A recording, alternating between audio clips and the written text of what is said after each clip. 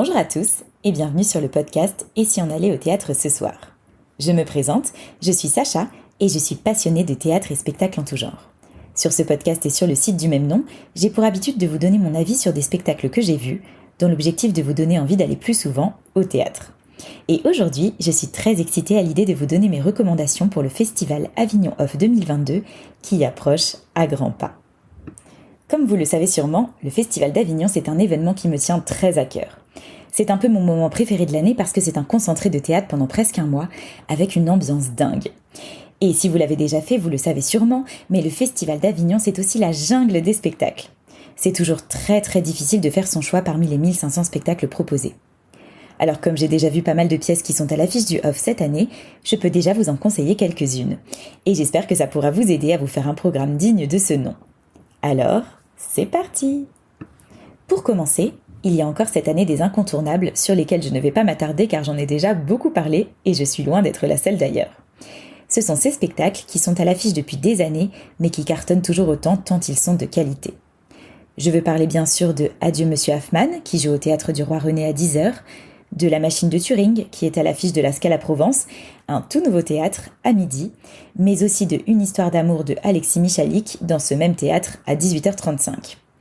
Et sans oublier la pièce Le Petit Coiffeur au Théâtre Actuel à 10h. Si vous n'avez pas encore vu ces spectacles, foncez-y, vous ne le regretterez pas.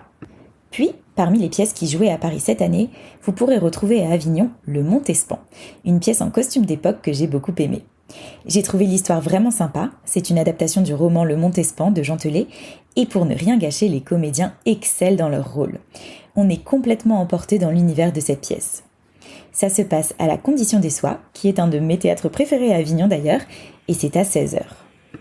Dans ce spectacle, vous retrouverez d'ailleurs un de mes comédiens chouchous, qui s'appelle Michael Hirsch. Cette année à Avignon, il rejoue son seul en scène « Je pionce, donc je suis », qui est absolument génial. Ça raconte la vie d'Isidore Beaupieux, un homme qui a changé le monde en dormant. Ça a l'air un peu fou comme ça, mais vraiment ne manquez pas ce bijou qui a été un vrai coup de cœur pour moi quand je l'ai découvert. C'est aussi drôle que poétique et ça vaut franchement le détour, alors rendez-vous au Théâtre des Gémeaux à 13h20. Tant qu'on est dans les seuls en scène, je ne peux pas résister à l'idée de vous parler d'un autre de mes comédiens chouchous, Nicolas Devort. Cette année, il présente 2 seuls en scène à Avignon. Le premier s'appelle Dans la peau de Cyrano et le deuxième La valse d'Icare. Si vous ne connaissez pas ce comédien, prenez la peine d'aller découvrir son travail. Seul sur le plateau, il incarne des dizaines de personnages avec énormément de talent et il est aussi drôle qu'émouvant. Vous pourrez retrouver ces 2 spectacles au Théâtre des Corsins à 16h30, les 2 se jouent en alternance sur le même créneau. Dans la rubrique Seul en scène, j'en ai encore 3 à vous conseiller.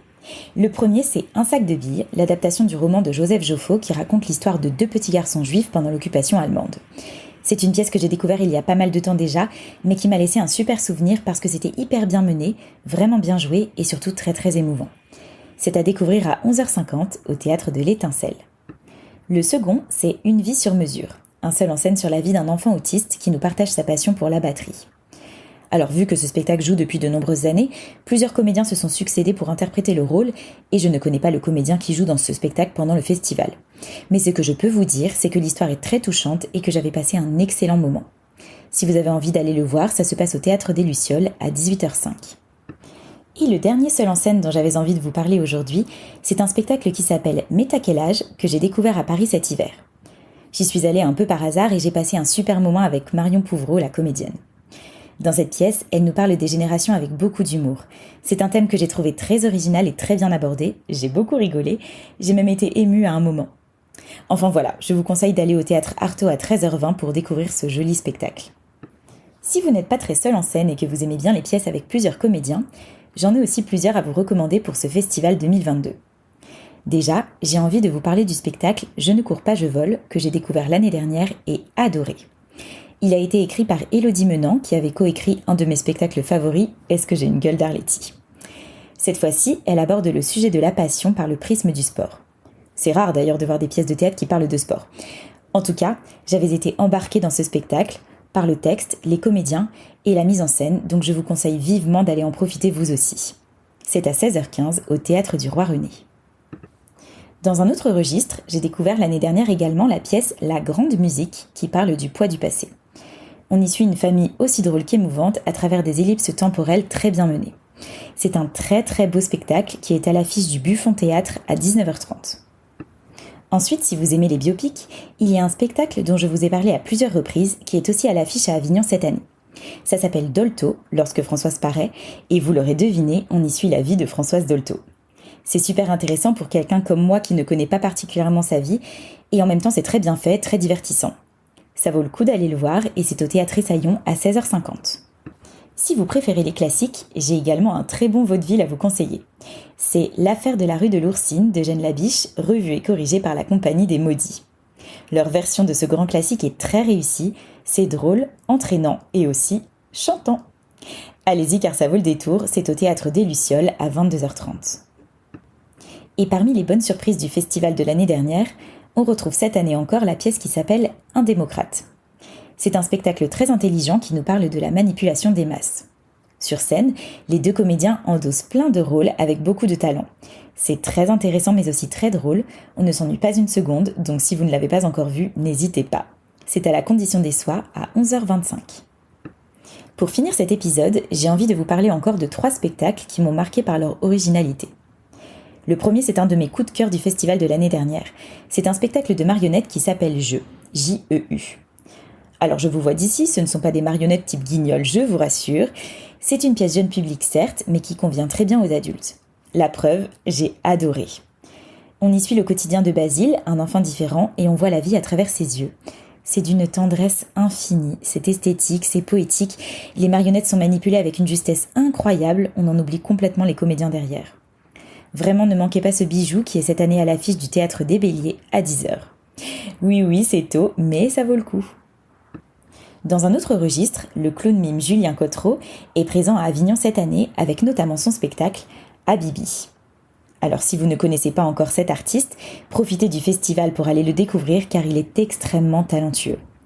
Ce spectacle, c'est sur l'univers du cirque. Mais sa particularité, c'est qu'aucune parole n'est prononcée. Tout est mimé, avec bruitage qui plus est. Julien Cottereau fait tout. Alors c'est évidemment très spécial, mais c'est super impressionnant. Donc si vous voulez voyager dans un univers hors du commun, allez voir ça au Théâtre La Luna à 20h20. Et pour finir, dans un tout autre style mais tout aussi original, le spectacle Climax de la compagnie Zygomatic est de retour à Avignon. Cette compagnie, c'est 4 artistes pluridisciplinaires qui créent des spectacles engagés mais humoristiques. Celui-ci, vous l'aurez certainement deviné, nous parle écologie. C'est plutôt d'actualité, n'est-ce pas ? C'est donc un enchaînement de scénettes toutes plus loufoques les unes que les autres qui traitent de l'urgence climatique. C'est très original, c'est drôle et pour finir, ça fait réfléchir. Comme quoi, le pari est réussi. Alors si vous aussi vous avez envie d'aller découvrir ce spectacle, c'est au Théâtre des Lucioles à 21h. Voilà, je crois que je vous ai déjà donné une sélection assez conséquente pour cette année. En tout cas, j'espère que ça vous aura donné des idées de spectacles à aller découvrir. De mon côté, mon programme est presque prêt et je vais encore aller voir des dizaines de spectacles que je ne manquerai pas de vous chroniquer. Alors restez connectés au compte Instagram et Facebook de Et si on allait au théâtre ce soir pour voir mes nouvelles recommandations au fil du festival. Vous pouvez également retrouver tous les spectacles que j'ai déjà chroniqués et qui sont à Avignon cet été dans la rubrique Avignon 2022 du site Et si on allait au théâtre ce soir. Ça y est, c'est déjà la fin de cet épisode et je n'ai plus qu'à vous souhaiter un bon festival. On s'y retrouvera certainement au détour d'un théâtre, d'un restaurant ou au village du Hof. D'ici là, si cet épisode vous a plu, n'hésitez pas à mettre une note ou un commentaire sur ce podcast et à le partager autour de vous. Un grand merci pour votre écoute.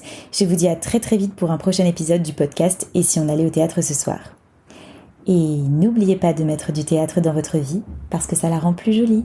Bye bye!